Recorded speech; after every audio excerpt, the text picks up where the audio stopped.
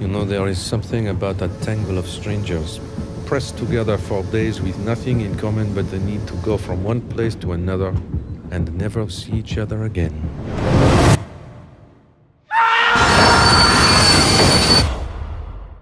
Hey everybody, welcome to What the Flick. Christie, Alonso, an all-star cast is traveling by rail, and there's a death. And only Hercule Poirot can solve it. That's right.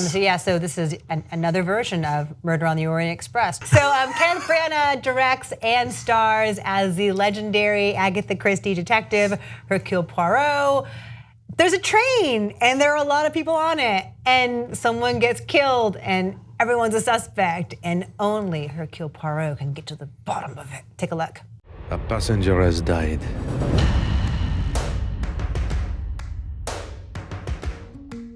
So they got him after all.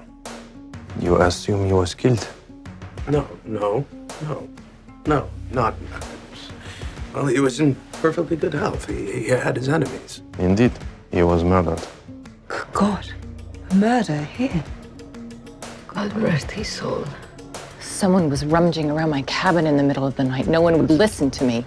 If there was a murder, What is going on? then there was a murderer. The murderer is with us. And every one of you is a suspect. And who are you? My name is Hercule Poirot, and I am probably the greatest detective in the world. So I have not seen the BBC version from a few years back that I hear is actually pretty fun. I'm not sure I've ever seen any version of this. I might have as a young person. I think I did. How did you not see the 1974 version? I must have at some point in my life. It's a blur.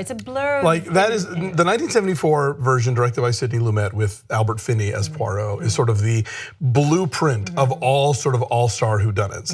It wasn't the first one. There were other Christie adaptations that did the same thing, but I think it's the one that really sort of nailed it and upped the game into sort of more prestige-y waters, you know, and then there were none, and various ones over the years were fun and kind of larky whodunits, but this one sort of really gave this gravitas. Yes, drink. to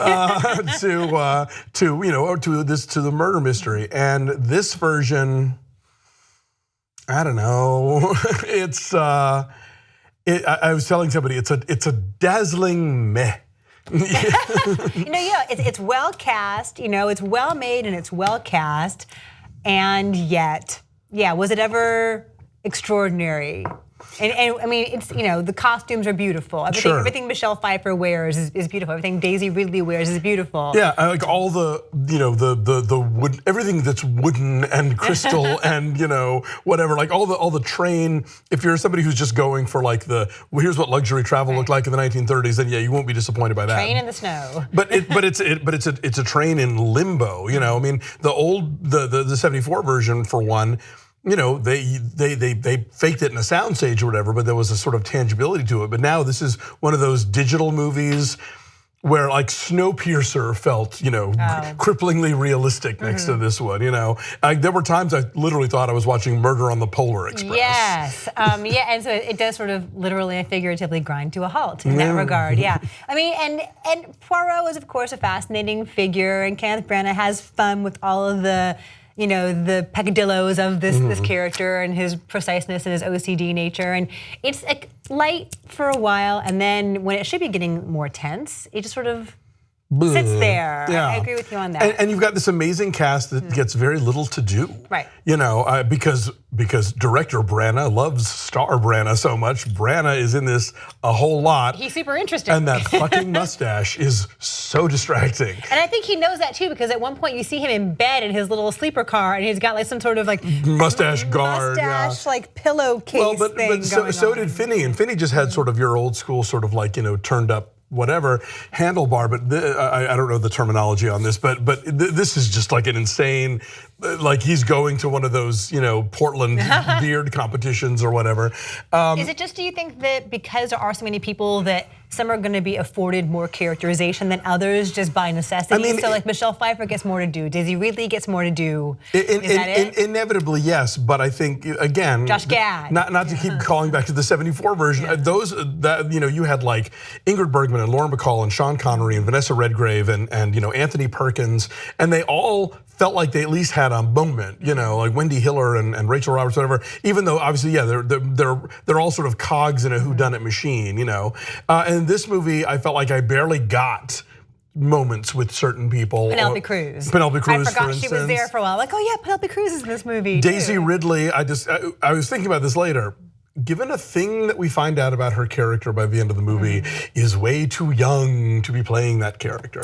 Okay, all right. She's great, but by the end of it, I say, wait, if she was and then she couldn't, then how would this stuff like that. This version does at least throw some race into the story. We have Leslie Odom Jr. as a doctor.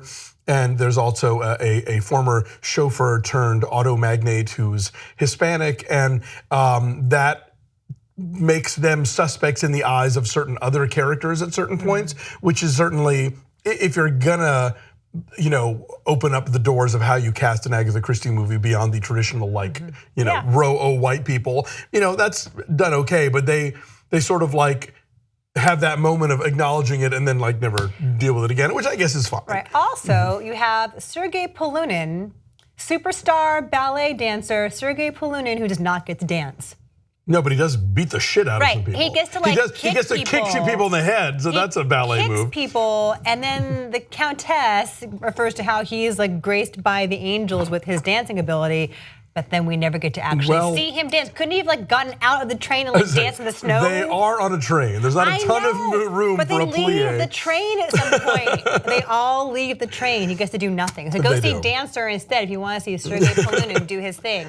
I mean, this is, if you are going to see sort of like an all-star romp murder mystery thing, it's not the worst. It's diverting. It's pleasant enough, but it's if you have seen or if you're gonna later go see the 74 version, that one really I think is delivers on all the levels that this movie doesn't quite. There you go. Oh wait, Judi Dench is in this movie. Yes. We've not said the name Judi Dench and Olivia Colman. And Olivia Colman. This is how much we have forgotten that Judi Dench is in this movie. And fucking Derek Jacobi. Right, which also does not get a lot to do. All right. Johnny Depp too. We have not said the name Johnny Depp. Yeah, does Johnny Depp in any way contribute to the proceedings? I don't know. It's a more understated Johnny Depp role. I will say that. Okay, so my number is like a 6.2, like well made, but kind of I'm with you. Yeah, I give it a 6.5. It looks like a movie, but it's just sort of not what it could have been. All right, so 6.4 is our number, and it's at 66% on the tomato meter, so we're about in that same basic range of things. So. Even though those are two different numbers that measure two different things. They are apples and tomatoes. Hurrah. Bye.